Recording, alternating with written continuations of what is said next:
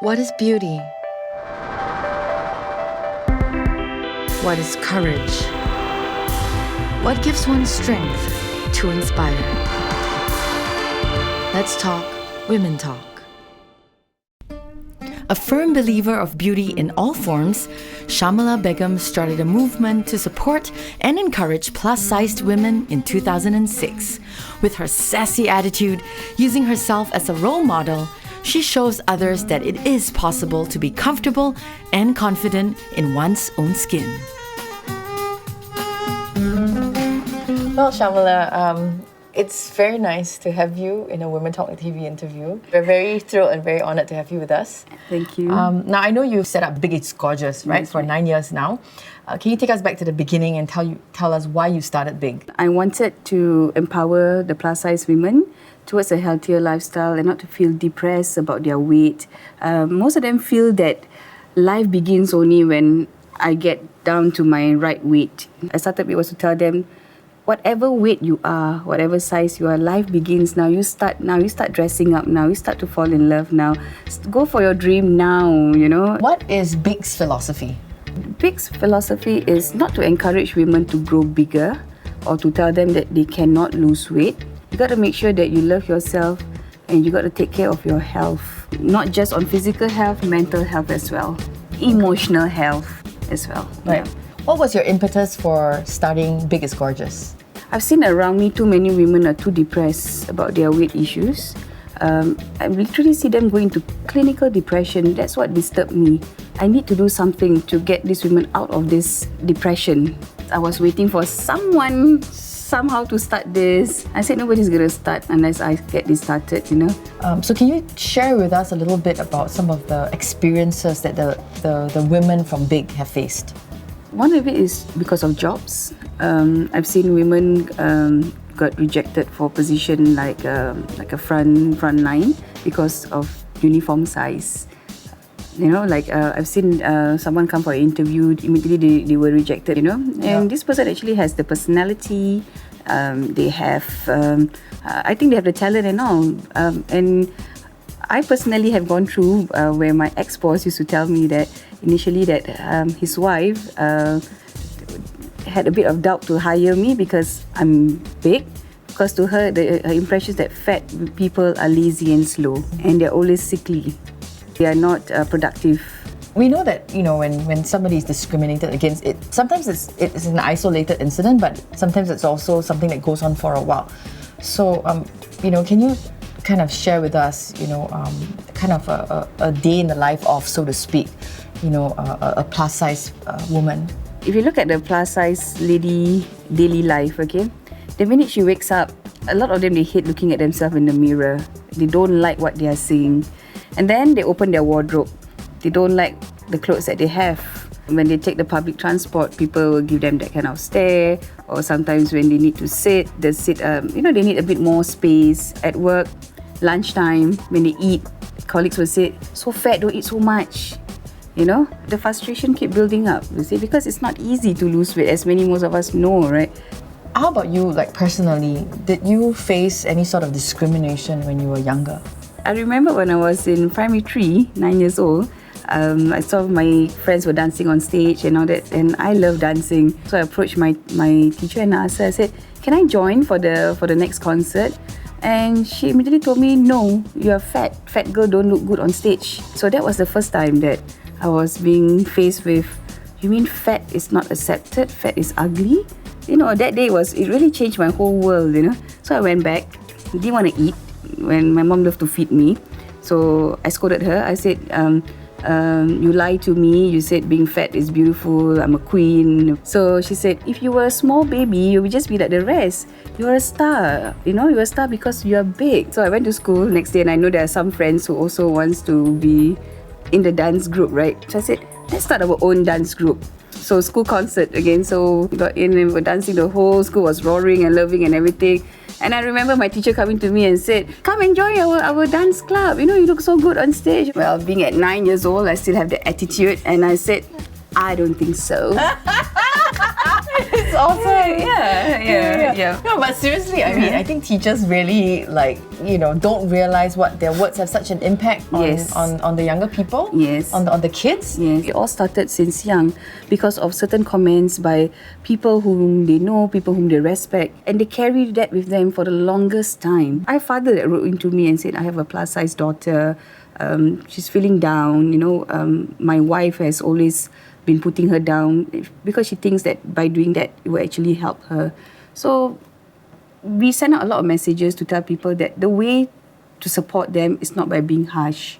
The way to support is to do things together. Maybe come and support me to do exercise. Give me that kind of... We do it together. Yeah, we do it together, Instead of every time picking on me, you're lazy, you're this, you're that. Tough love doesn't work. Yeah, it just gets worse. Yeah, it all depends. Some people, they will take it as a challenge. Okay, I'll prove it to you that I can do it. But a lot of time, that has become an emotional setback that has caused them to overeat, a lot of unhappiness. It just keep building up. How can you face up, to the discrimination? First of all, it has to start with yourself. You have to be strong. You have to support yourself first. Eventually, people will support you. Don't give in to all these negative comments. Don't give in to people's expectation of yourself. You see, find that strength within you. You need to make that changes because you want it for yourself, not for anyone else. Like I said, don't give anyone the power. Take that power. Take back that power. Yes, you cannot. If you want to be happy, you cannot wait for the whole world to make you happy. You have to find your own happiness. If you're not happy, move on. Look for changes. Look for things. Keep changing until you find the right thing. Now, how does Big is Gorgeous help the women to deal with the effects of this discrimination? Now, today, I've seen that because of through my work, through all the encouragement and all that. Today, I'm seeing they got the guts now to go to the gym. They don't care. They just sign up for classes. And they started their own business. They too want to join me in the empowerment of empowering other plus-size women.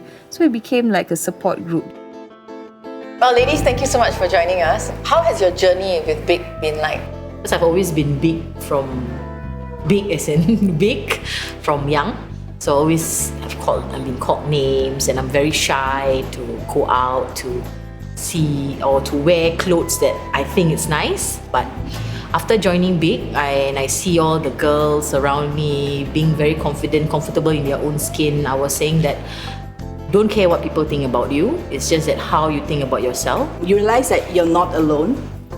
And, through everybody's experience, you actually be able to change, love yourself. And that's how it all starts coming in. And I realized that I'm still big now. And, from all this journey, I realized beauty is all from within. Love yourself. It's not a sin to be plus size lah. We shouldn't always think that, we are always number two behind other slim people or things like that. We can be very established. We can be very confident. What are some of the difficulties you faced when you first started Big is Gorgeous? Initially, when I wanted to set up Big, I thought the slimmer society will be making fun. But it's the opposite. The government were very supportive. But it was the plus-size committee itself that I faced the challenges from because they had a lot of fear. They had a lot of, I don't believe I can be beautiful. People have told me I'm ugly. I'm fat. I'm not accepted. How do you feel you managed to kind of overcome that? I use myself as an example. Yeah, so they see that if I can do it, they can do it too. Initially, we started as a support group. There was only a group of 8 women where we meet up, we discuss about what are the things that we want to make changes to the plus-size committee. And then one of the things I realized that they're looking for would be fitness. They want to go for like dance classes, they want to go for like yoga and all that. But many of them, they felt very conscious to go because a lot of the classes, when they go, the people there are already very slim, instructors so slim. So I realized that we need classes with a plus-size instructor because if you see a plus-size instructor can do split, you probably will say, if she can do it, I'm sure I can do it too. I'll find ways to do it. Yeah, I have no excuse. Yeah. So that's why I started a plus-size fitness, and the first thing that I introduced was belly dancing. Why belly dancing? I've done many forms of dance, but belly dancing I find that it's a healing dance.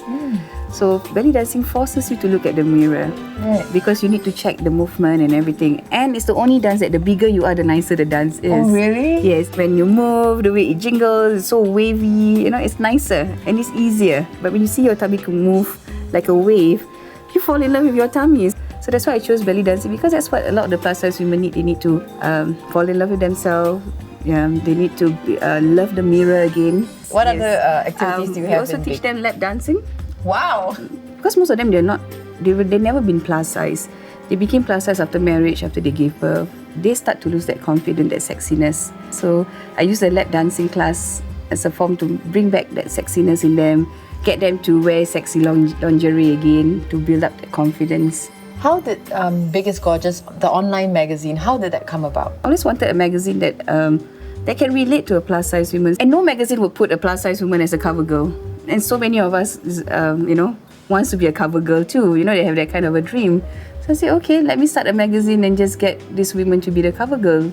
And we even have like plus size celebrities that approach us, asking us to put them on our magazine. Oh wow, that's Yes. awesome. Now the activities that Big runs, why do you think these activities are essential in that sense to plus size women?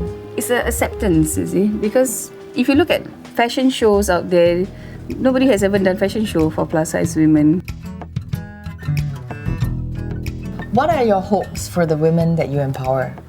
That they will carry on being confident, that they will never give anybody the control or the power to make them feel down, right? And I hope that they too will carry on, will support me in my work, maybe start on their own empowerment, start their own campaign, just make it big. And Sharmilah, I have to ask you, what is empowerment to you?